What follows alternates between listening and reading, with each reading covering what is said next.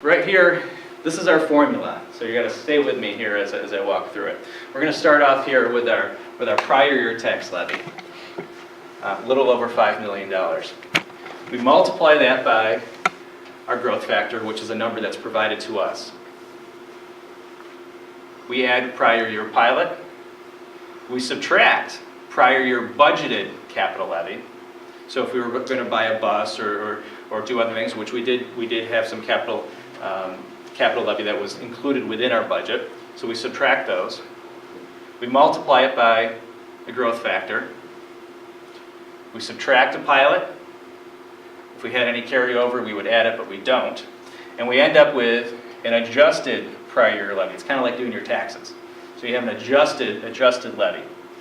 And then, if you had any exemptions, if the TRS or the ERS numbers were such that the percentage was more than 2% from the previous year, we could add those to here, which was done in last year.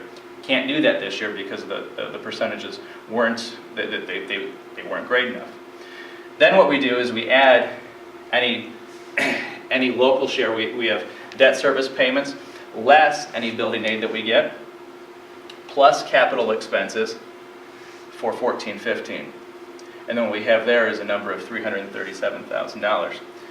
We take that, and that's added to the adjusted prior year levy, and we end up with this number right here, $5,264,000, which is an increase or potential increase of 2.518%.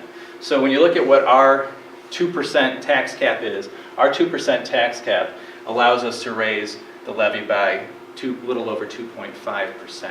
Doesn't mean that that's what we're going to be putting together within the budget, but that is what our potential is if we're falling within the tax cap and if we're not seeking to go above that and seek a supermajority vote.